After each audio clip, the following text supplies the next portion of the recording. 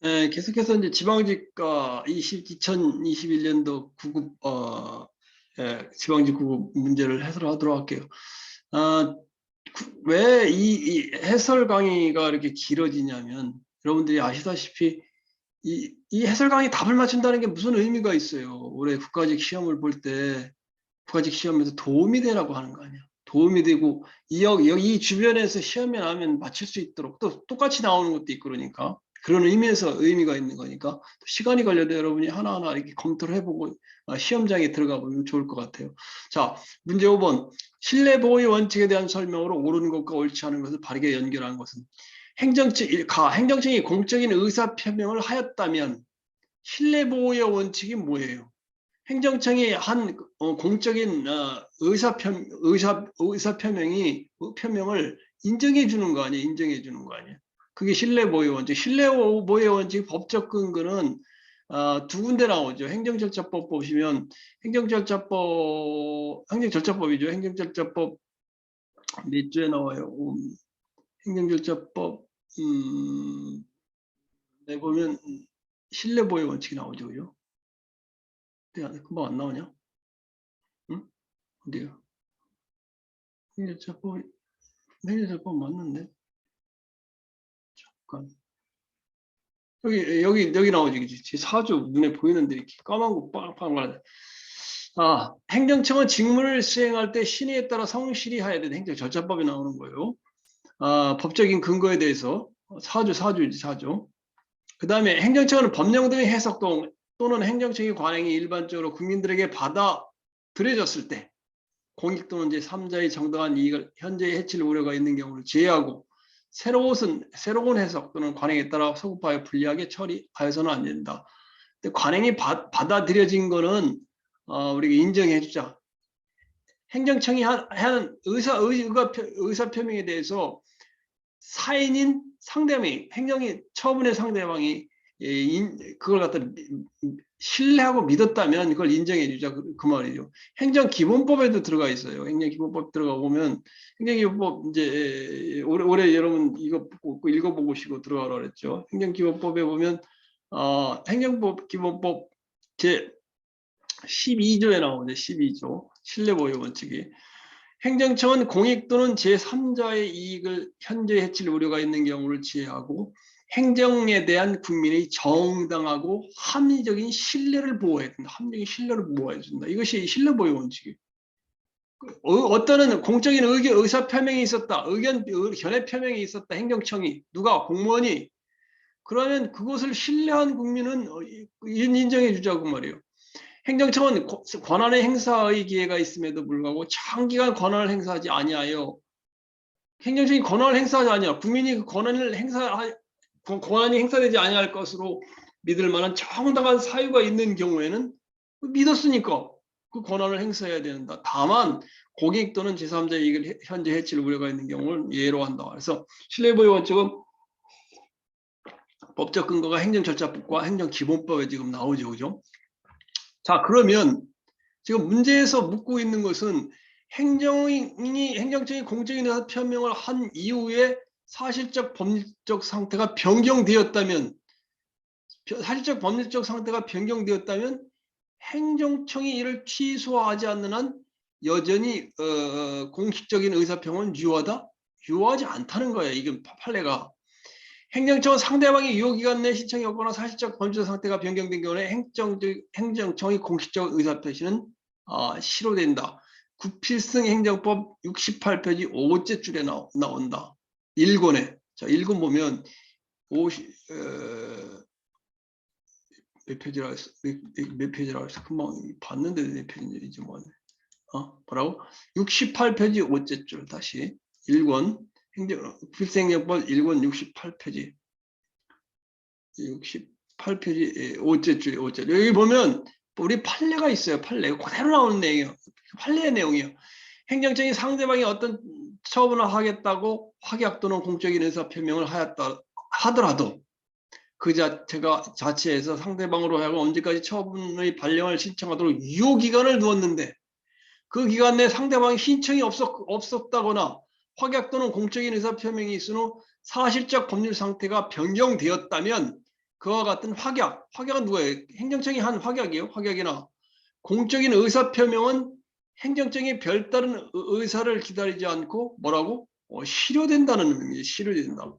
예를 들면 판례 95번호 108777 판례를 보시면 건축법상 사전결정 대전시장이 건축법상 건축 허가를 하겠다고 의사 표시를 했는데 장차 주택건설 사업계획 승인 처분을 하겠다는 내용의 확약 또는 하겠다는 의사 표시를 했을 뿐이지 공적인 의사 표명이라 할 수 없고, 자, 건축 허가 처분을 하겠다, 건축법상 사전 결정이라는 것은 확약이나 공적 의사 표명이라 할 수 없고, 또 더불어 주택 건설 사업 계획 입지 심의와 건물 건축 계획 심의가 대전 직할시장이 장차 주택 건설 사업 계획 승인 처분을 하겠다는 내용의 확약 또는 공적인 의사 표명이라고 하더라도, 사전 결정이 하더라도 그 유효기간 1년 내에 현진 건설이 그 주택 건설 사업 계획 승인 처분을 신청을 해야 돼. 신청을 하지 않았다면 그 승인 신청을 하지 않았다면 그거는 실효돼 버린다 그 말이에요. 이 얘기는 그 말이에요. 공적인 의사 표명을 사전 결정은 공적 의사 표명이 아닌데 혹시 공적 의사 표명으로 인정할지라도 사실적 법률적 상태가 변경되었다면 유효기간을 두었어요. 1년간 유효기간을 두었는데 유효기간이 지나도 신청을 안 했다면 그 확약 사전 결정 거기 건축허가 해도 돼, 건축을 저하다 해, 사전 결정이라는 것은 의미가 없다는 거지. 왜? 유효기간이라는 그 사실 상태가 변경되어 있기 때문에. 유효기간이 지났다는 뭔 얘기인지 알겠죠, 그죠? 너무 자세히 하나 이거. 이러다 시간이 너무 많이 걸렸다. 자, 그래서 이거는 틀린 거예요, 틀린 거. 자, 그 다음에 재량권 행사의 준칙인 행정규칙의 공표만으로 상대방은 보호가치 있는 신뢰를 갖게 되었다고 볼 수 없다. 이건 시험에 여러 번 나왔다는 거예요. 재량 행사의 준칙, 재량 행사의 준칙. 이걸 갖다 행정규칙이죠. 행정규칙은 뭐가 행정규칙이었어? 법규명령하고 행정규칙이 있죠. 법규명령에는 대통령령, 그다음에 부령, 이것이 행정규칙이고, 그다음에 대통령령, 총리령, 부령, 이게 부령은 장관이 내리는 게 부령이에요. 행정규칙은 훈령, 고시, 이걸 행정규칙이라고 불러요. 그런데 그 행정규칙은 사실은 내부에만 효력이 있잖아요. 외부의 법규성을 가지는 건 별도로 논의하더라도. 그런데 재량 행사의 준칙이 상대방이 보호가치 있는 신뢰를 갖게 되기 위해서는 뭐라고 그랬어요? 판례에서 수십 번 나왔잖아요. 뭐라고 나왔어요? 그것이 관행이 반복되어서 가지고 뭐라는 거예요? 무엇을 매개로 해서 평등 원칙과 신뢰 보호의 원칙을 매개로 해서되는 것이 재량 행사의 준칙이라는 건 예를 들면 재량 행위가 뭐예요? 재량 행위가 영업 정지 처분을 할 수 있다. 기간 몇 회 위반이라는 게 정해져 있고 짓지 않고 식당 영업에 대해서 어떤 영업정지 처분을 할 수 있다. 이렇게만 할 수 있다만 됐다고. 그래서 행정청 내부에서 어떤 때 해야 되는지를 모르니까 위반 1회, 위반 3회 뭐 이렇게 했고 영업정지 1개월 이걸 내부로 정해놨어요. 내부로 정해놨는데 그걸 내부로 행정규칙 내부에서만 적용되는 것으로 되는 것이 이제 행정규칙이죠. 재량준칙이죠. 그런데 그것이 계속 반복해서 관행이 되풀이되면 평등원칙과 신뢰보호의 원칙을 매개로서 자기구속을 하게 된다. 자기구속을 하게 되고 행정규칙은 법규성을 띠게 된다 그 말이에요. 이건 굉장히 많이 나왔던 거예요.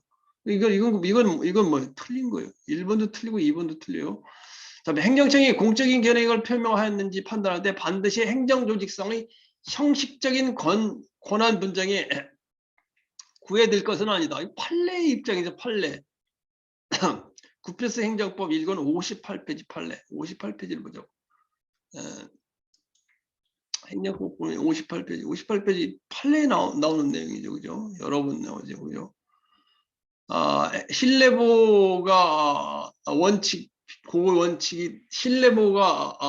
성립하기 위해서는 행정청이 공적 견해 표명에 대한 행정청이 선행 조치가 있어야 되고 선행 조치에 대한 보호 가치는 개인의 신뢰가 있어야 되고 개인의 행위가 발생해야 되고 인과관계가 있어야 되고 행정청의 선행 조치에 반하는 후행 처분이 있어야 되고 뭐 이런 내용이 있어야 되겠죠. 그런데 지금 여기서 지금 묻는 건 바로 이 판례예요. 지금 58페이지 나오는 판례예요. 자,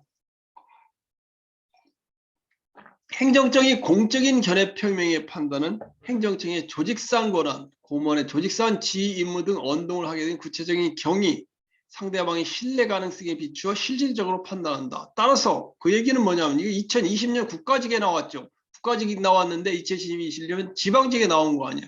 지금 2020년 지방직에 나왔다 그러면 이 법 행신뢰법 원칙에서 또 오늘 국가직에 또 나오겠죠. 자, 행정청이 공적 견해를 표명하였는지 판단할 때 반드시 행정조직상의 형식적인 권한 분쟁이 구해드릴 것이 아니고 담당자의 조직상 지위, 임무, 발언 등 언동을 하게 된 구체적인 경위와 그에 대한 상대방의 신뢰 가능성에 비추어 실질적으로 판단해야 된다. 이 판례의 입장이었던 거죠. 이제. 그러니까 맞는 내용이죠. 그죠? 구해드릴 것은 아니다. 신뢰보호의 원칙을 위반은 국가배상법상 위법의 개념을 충족시킨다. 또 이렇게 이제 국가배상법하고 신뢰보호 원칙이 같이 합쳐서 나오면 여러분이 또 헷갈리죠. 국가배상법은 뭐예요? 국가배상법 2조하고 국가배상법 5조가 있죠. 국가배상법 2조는 공무원의 위법행위로 인한 손해배상을 말하고 국가배상법 5조는 영조물 설치 관리 하자로 인한 손해배상을 말해요.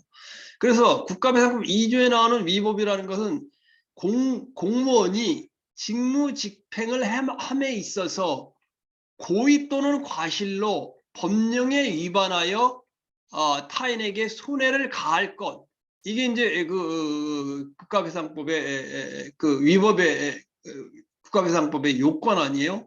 근데 국가배상법의 법령에 위반하여라는 말은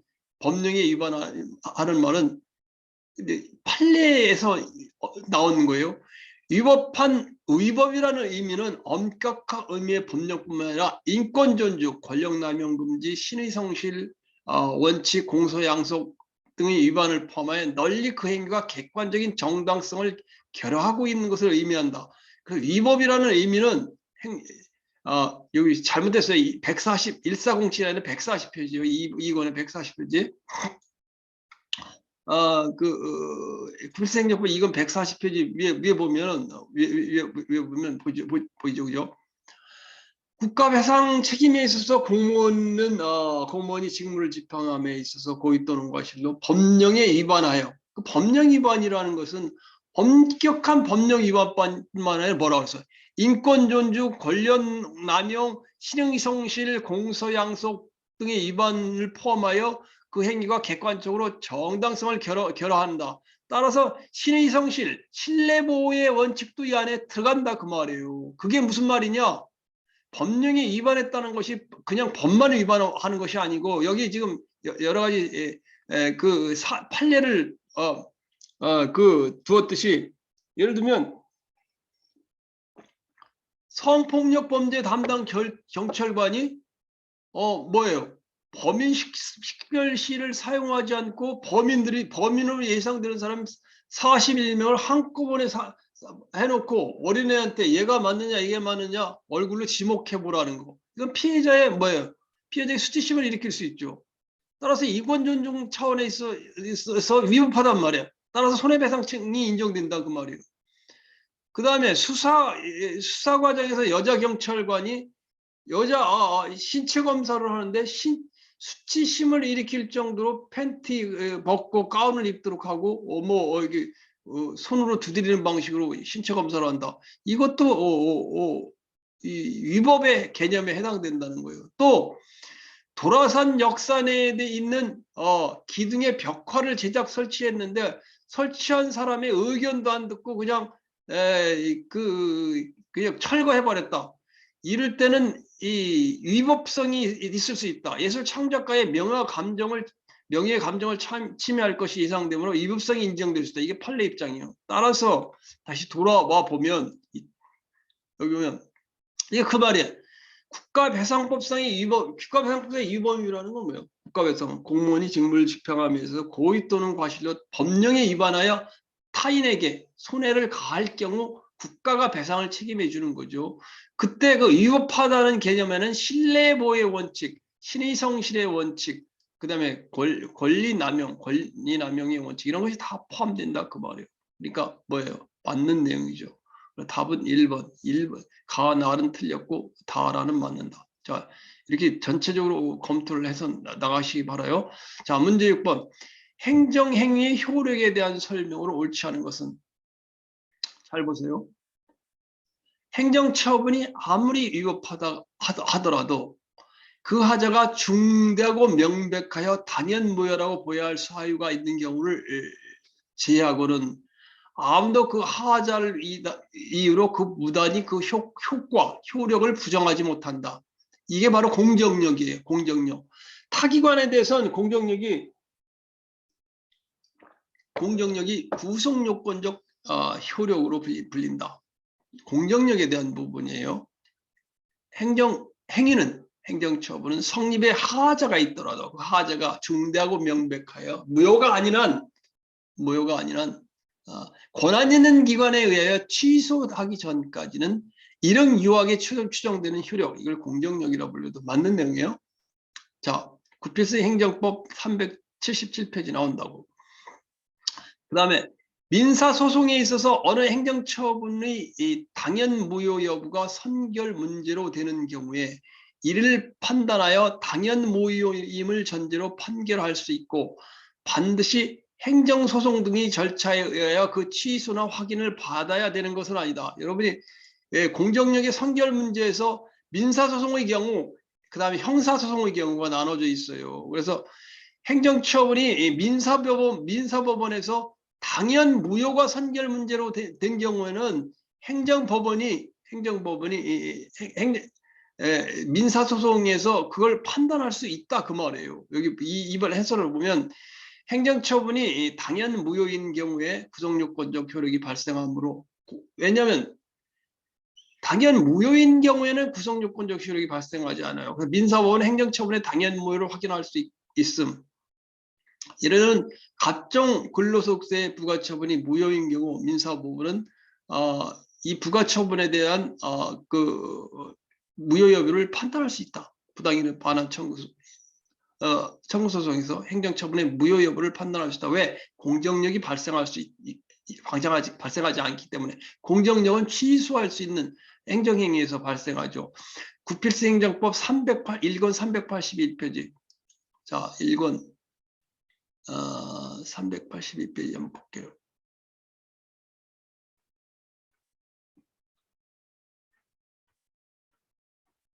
이렇게 많아.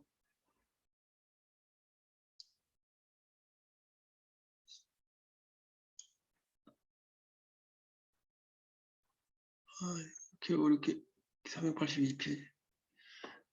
자, 그래서 이걸 정리를 여러분들이 올해도 시험에 날 것 같으니까 이제 정리를 한번 해보면, 구성요건적 효력이라는 것은 행정기관 간에 미치는 영향이죠. 공정력과 같은 의미예요. 공정력과 같은 의미예요.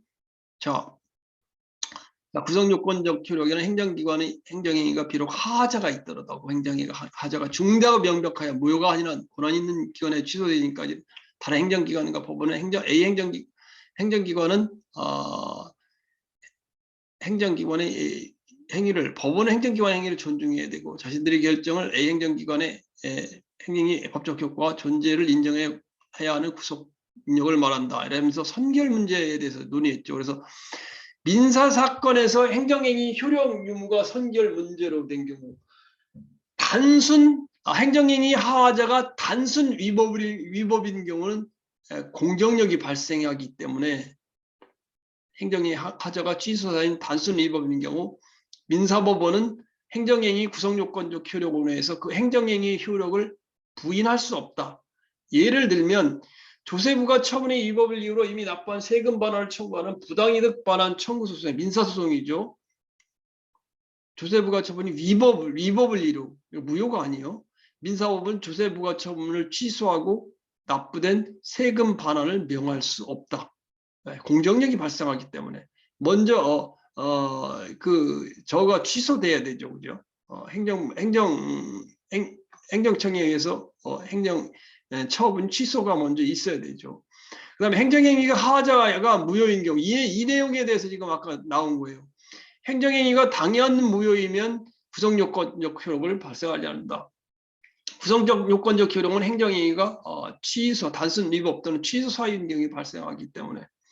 그래서 갑종근로소득세의 부과처분이 무효인 경우 이 부과처분이 무효 여부가 민사소송이 부당이득 반환 청구 소송의 선결 문제로 되었을 때 민사법원은 그 무효 여부를 행정청의 무효 여부를 왜 이런 논의를 하는 게 아니면 법원이라는 그 사법부와 행정청이라는 행정부라는 행정기관은 권력분립상 분리가 돼 있잖아요.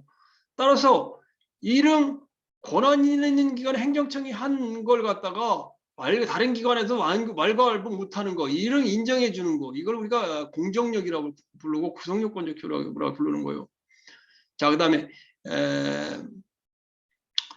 그래서 따라서 여기 보면 민사소송에서 어느 행정처분이 당연무효가 선결 문제로 된 경우에 민사법원은 이를 판단하여 당연무효음을 전제로 판단할 수 있고 반드시 행정소송 절차나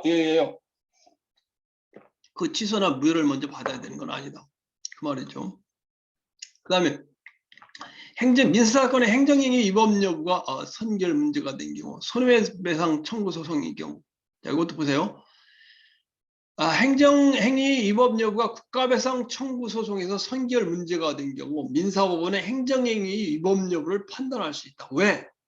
행정처분의 구성요건적 효력은 유효성이 추정인데 손해배상 청구 소송은 국가배상 청구 소송은 민사소송이에요. 민사소송. 행정소송이 아니고. 근데 국가배상 청구 소송은 공무원이 직무를 집행함에 있어서 고의 또는 과실도 법령에 위반하여 고의 또는 과실 플러스 위법성 그걸 같이 판단하기 때문에 그러니까 구성요건적 효력이 미치지 않는다. 그 말이에요. 앞에서 내 기본 강의가 있는데 기본 강의 설명이 잘 돼 있어요. 국가배상 청구 소송에서 민사법원 행정처분의 위법 여부를 판단할 수 있다. 구성요건적 효력이 미치지 않는다. 처음 공부하는 사람은 굉장히 어렵죠. 그 다음에 위법한 행정대집행이 완료되면 그 처분이 무효 또는 취소를 구할 소익이 없다 하더라도 미리 그 행정처분이 취소 판결이 있어야만 그 행정처분이 위법임을 이유로 손해배상을 청구할 수 있는 것은 아니다. 손해배상 청구는 공정력이 미치지 않는다. 공정력이라는 건 위법한 경우에 해당되는데 그 손해배상 청구 소송은 고의 또는 과실 위법성이기 때문에 그 공정력이 미치지 않는다 그 말이에요. 다르다 그 말이에요. 형사사건에서 효력 유무가 선결 문제가 된 경우, 자 형사사건에서는 행정행위의 단순 위법, 취소 사유인 경우, 위반인 경우 형사법원은 행정행위 구성요건적 효력으로 인해 그 행정행위 효력을 부인할 수 있다. 이거 앞에서 여러 번 얘기했어요. 예를 들면 형의 이름으로 운전면허 시험에 응시하여 운전면허증을 발급받은 자가 가다 걸렸을 때 무면허 운전에 해당되지 않는다. 이거 여러 번 얘기했죠, 그죠? 기본 강의에서. 왜? 먼저 경찰청장에 의해서 그 운전면허가 취소돼야 되지. 취소되지 않는 한 이런 유한 효력이 공정력이기 때문에 형사법원에서는 이런 유효한 효력이 발생한 것에 대해서 무면허 운전행위로 이 사람을 처벌할 수 없다 그 말이에요. 그 밑에 물품 수입에 대한 판례도 마찬가지고 이렇게 다 정리를 하고 여러분이 시험장에 들어가셔야 돼요. 따라서 행정청이 갑의 식당 영업 허가 처분을 취소한 후에 영업을 하면 무허가 영업이 되고 갑이 무허가 영업으로 기소된 경우 형사법원은 영업 허가 취소 처분이 위법이 있다 하더라도 구성요건적 효력에 부인할 수 없으므로 심사하지 못하고 유죄 판결을 내려야 한다. 그 말이죠.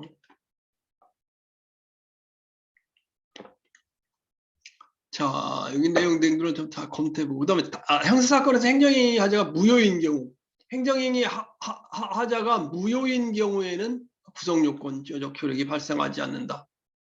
그러니까 행정청의 구성요건적 효력이라는 것은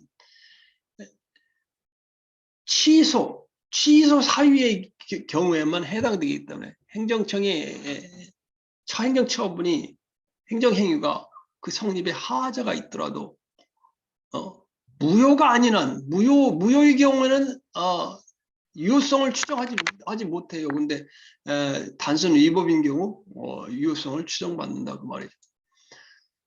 자, 그렇게 됐고, 그 다음에 그래서 지금 답은 그래서 이제 무효를 받아하는 건데 2번은 설명을 하는데 오래되게 걸렸는데, 불가증력이 발생한 행정행위로 손해를 입은 국민은 국가배상을 청구할 수 있다. 불가증력이라는 것은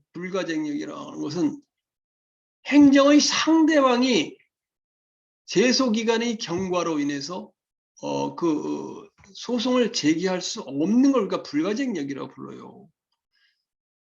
그런데 지금 국가배상 청구 소송이잖아요. 국가배상 청구 소송.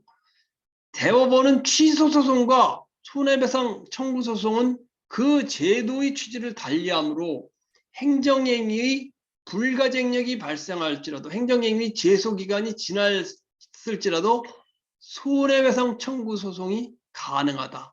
불가증력이라는 건 제소기간이에요.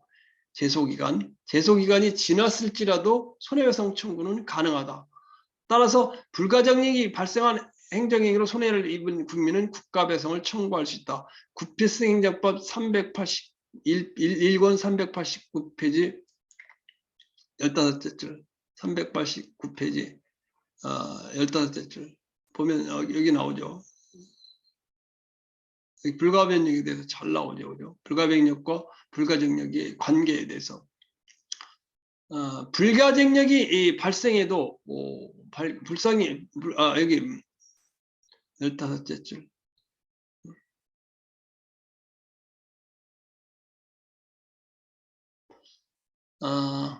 자, 불가증력과 손해배상 청구 소송은 불가증력이 발생해도 손해배상 청구 소송은 할 수 있다.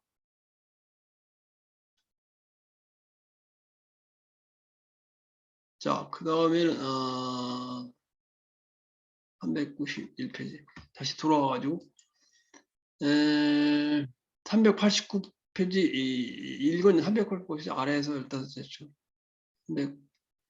389페이지 아래에서 15째 줄. 그렇지. 여기 지금 여기 그대로 나오죠. 그죠? 국가배상 청구 소송에서 하자 있는 행정처분에 대해서 불가증력이 발생해도 그 행정행위로 손해를 받은 국민은 국가배상을 청구할 수 있다. 판례는 처분의 유력을 다투는 취소소송과 처분으로 인해 피해의 배상을 구하는 국가배상 청구 소송은 그 제도의 취지를 달리하므로 불가증력이 발생한 하자에는 행정행위의 취소 판결 없이 국가배상을 청구할 수 있다는 입장이다. 그래서 어느 책에도 학원 강사 어느 책에도 안 나와요. 안 나오는데 여기 내가 자세히 그게 무슨 의미를 가지는지 여기 자세히 해설해 설명해 줬어요.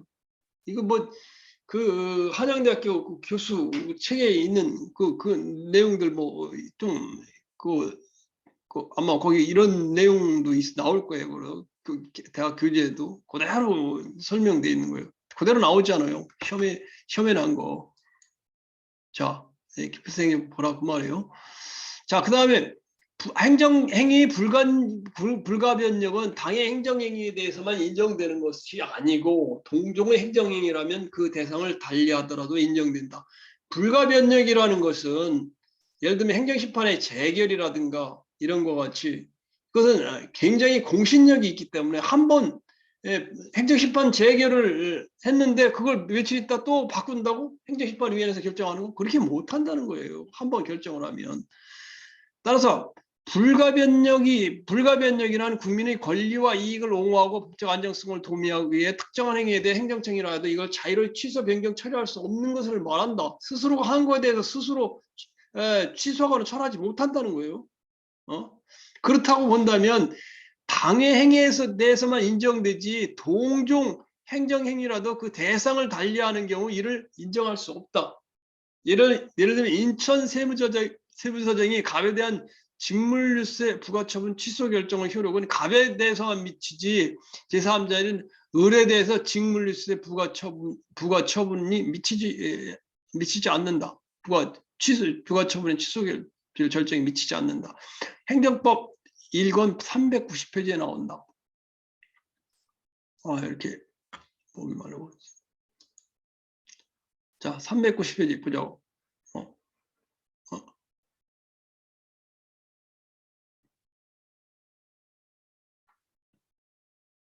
지금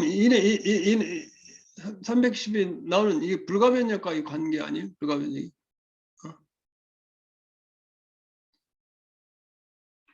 자, 뭐 아까 묻는 게 뭐였어? 자, 불가변력은 당의 행정행위에 대해서만 인정되는 것이고 동종의 행정행위라도 그 대상을 달리하여 인정된다. 제1권 390페이지 마지막 줄.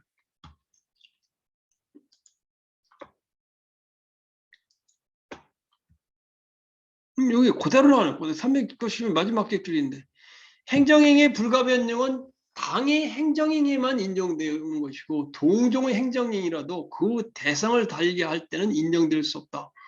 그대로 나오죠, 그죠? 그대로 나오는 내용이에요. 자, 그 다음에 문제 7번. 그 판례가 여기까지 드러났죠, 그죠? 문제 7번 행정입법에 대한 설명으로 옳은 것은 행정입법이 뭐예요? 행정입법이.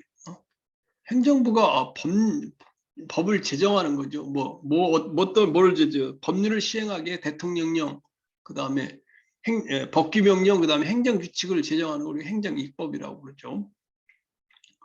자, 먼저 법령에 위임의 근거가 없어 무효였더라도 나중에 법 개정으로 위임의 근거가 부여되면 법규명령의 제정 당시로 소급하여 유한 법규명령이 된다. 법규명령은 뭐가 법규명령이에요?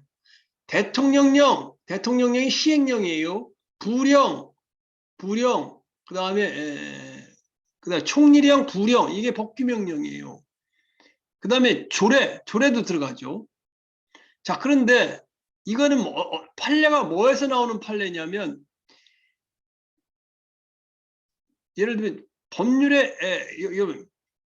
그 판례에 뭐라고 나오냐면 소급하여 유한 법규명령이 되지 않고 그때부터 장래 하나의 유한 법규명령이 된다 그 말이에요. 반대로 위임 근거가 없어지면 그때부터 법규명령은 무효가 된다. 판례에 나오는 것은 경상북도 의회에서 의회를 모욕한 모욕죄는 3개월 이하의 징역을 처한다는 조례를 갖다가 제정을 했어요. 조례를 제정했다고. 자기만 법에 이제 근거가 있어서. 근데 저 조례는 법규명령이에요. 조례가 법규명령이에요. 행정규칙이 아니에요. 조례는 지방 그 자치 법규는. 그러나 지방자치법이 개정이 되고 행정자치법에서 화가 났는지 그 지방에서 이런 의회 모욕죄 이런 걸 못 제정하게 그 근거를 갖다 삭제해 버렸어요. 그러니까 근거가 없어진 거 아니에요. 그러면 이미 경상북도 의회에서 의회를 모욕할 경우 3개월 이하의 징역을 처할 수 있도록 그 조례를 이제 그 행정청에서 그 의회에서 그런 조례를 제정했는데 이때 그럼 이 조례가 위임근거가 삭제되면 그때부터 경상북도 조례는 무효가 되는 것이지 소급해야 되는 건 아니다 그 말이에요. 1권 154페이지 첫째 줄 1권 154페이지 첫째 줄 한번 보세요. 내가 옆에 이거 찾기를 하냐고 그래요. 154페이지 첫째 줄. 요요. 154페이지 첫째 줄.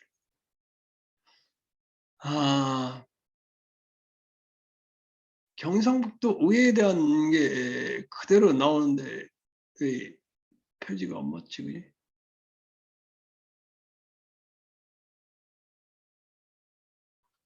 여기는 판례, 여기 나오죠, 그죠?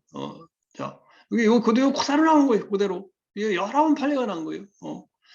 위임 명령이 국법 위임의 근거가 없어 무효였다로 사후의 법 개정으로 인하여 위임의 근거가 되면 그때부터 유한 복구 명령이 되나, 반대로 국법의 위임에 의한 유한 복귀 명령이 법 개정으로 위임 근거가 없어지면 그때부터 무효인 복귀 명령이 된다, 그 말이죠, 그죠? 지금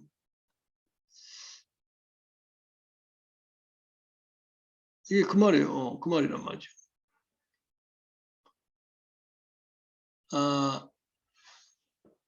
그래서 여기 보면 일반적으로 법률의 위임에 의해 효력을 갖는 복귀 명령의 경우 국법의 위임 근거가 없어 무효되었더라도 사회 법 개정으로 위임 근거가 비효되면 그때부터 유한 복귀 명령이 되나, 반대로 국법 위임에 의한 유한 복귀 명령의 법 개정으로 위임 근거가 없어지게 되면 그때부터 무효인 복귀 명령이 된다. 여기 있죠, 그죠? 의회 모욕죄 했는데 지방자치단체는 조례로서 부가세로 규정하고 조례 위반을 했는데, 하여튼 여기 보면 나중에 그걸 갖다가 없앴어요. 법률 위임이 없었어요. 따라서 이것은 그때부터 효력을 잃는다, 그 말이에요. 경상북도에서 의 증인에 대한 동행명령 및 형벌을 규정한 조례안을 무효로 한 사건이다. 위임 규정 수권 조항이 폐지되어 무효가 된다. 그러니까 이 사건이에요. 이 사건. 자, 그 다음에 자, 그래서 보면은 어디 하고 있는 거야? 자, 그 다음에 아니 못하겠는데 이거. 아유, 지금 7분까지만 하고서 좀 쉬어야 되겠는데, 왜냐면 야간에 촬영을 하다 보니까 밖에서 좀 시끄러워하는 것 같아. 7번만 하고 좀 낮에 하자고. 낮에 촬영을 좀 낮에 했으면 좋겠네. 밤에 야간하니까. 자, 그 다음에 법률의 시행령 내용이 이번 모법 조항의 취지에 근거하여 이를 구체화하기 위한 것인 때는 모법에 직접 위임 규정을 두지 않았더라도 이를 무효라고 볼 수 없다. 이것도 판례의 내용이죠, 그죠? 어떤 판례의 내용이냐? 대전시 중학교 입학 자격 검정 응고시 규칙에서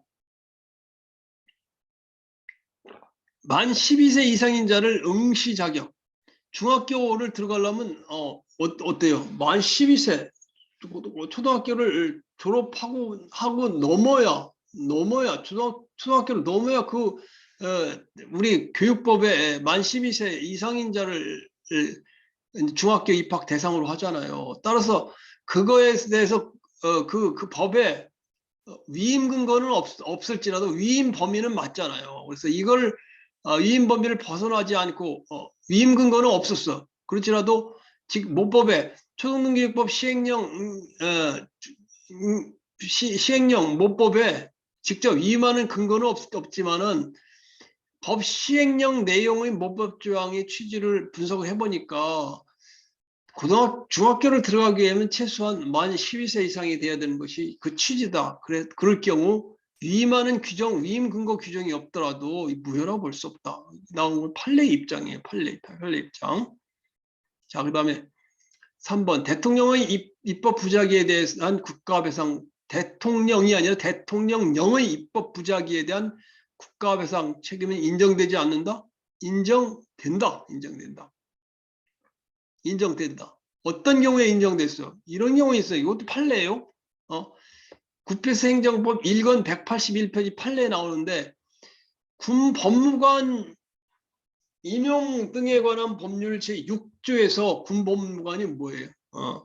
사후시험, 군법무관 시험이 있어요. 군대에서 이게 법무관, 판사 역할을 하는 거죠. 군법회의에서. 군법무관에, 그런데 군법무관 임용 등에 관한 법률 6조에서 법무관 보수를 법관, 검사 이해에 준하도록 하면서 그 구체적인 내용을 시행령에 위배했는데 시행령을 제정하지 않았어요. 시행령령이라고 하면 대통령령 아니에요. 대통령령을 제정 안 했기 때문에 이런 불법에 대해서는 국가배상 청구가 가능하다는 것이 2006년도 3561 대법원 판례의 입장이에요. 이거 판례 그대로 나오는 내용이에요. 그 다음에 그 판례를 읽어보고 찾아와서 읽어보시기 바라요. 그 다음에 법규명령의 위임근거가 되는 법률에 대한 위헌 결정이 선고되더라도 위헌 결정이 생기되면 어때요? 그 위임에 근거하여 제정된 법규명령은 별도의 폐지 행위가 있어야 효력을 상실하는 것이 아니라 당연히 상실한다. 원칙적으로 제정된 법규명도 원칙적으로 효력을 상실한다. 1권 175페이지 아래에서 다섯 줄. 1권 175페이지 아래에서 다섯째 줄. 하나, 둘, 셋, 넷, 다섯, 175가 맞아요, 지금?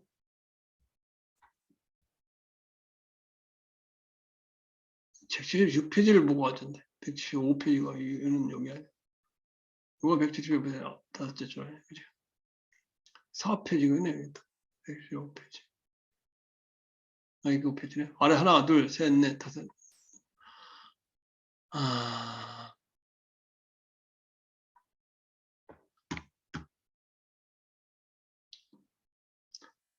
여기 보면 대법원에 의해서 법규명령이 위헌위법이라고 결정을 하기 위해는 그러니까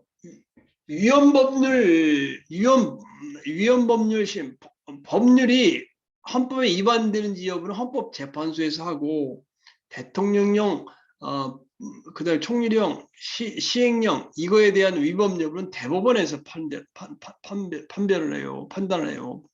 위헌 위법 여부, 법규명령에 대한 위헌 위법 여부는 대법원에서 판단을 해요. 대법원에 의해 법규명령이 위헌 위법이라고 결정한 후에 당의 법규명령을 적용하여 하는 행정처분은 무효라고 봐야 한다. 왜냐하면 법규명령이 헌법과 법률에 위반되는 정도가 중대하고 명백하여 무효이고 예금간 행정처분의 하자가 명백하다면 그 행정처분은 무효이기 때문이다. 따라서 그것이 행정청이 대법원이 위헌 무효를 결정을 하면 당연히 법규명령은 무효가 되는 것이다 그 말이에요. 이 말은 알겠죠, 그죠? 자, 그래서 여기 네 번째 보면 법규명령의 위임 근거가 되는 법률에 대하여 위헌 결정이 선고되더라도 그 위임의 근거가 되는 제정된 법규명령은 별도의 폐지 행위가 있어야 효력의 상실을 하는 것이 아니고 당연히 원칙적으로 효력을 상실한다. 그 말이죠, 그죠? 해설 강의를 좀 더 하려도 지금 야간에 하다 보니까 야간에 좀 소음이 있어서 주변에 지금 소음이 있는 것 같아요. 부득이하게 좀 내일 좀 낮에 좀 촬영을 좀 하도록 할게요. 자, 오늘 여기까지만 하고 내일 마지막 다 정리하도록 할게요.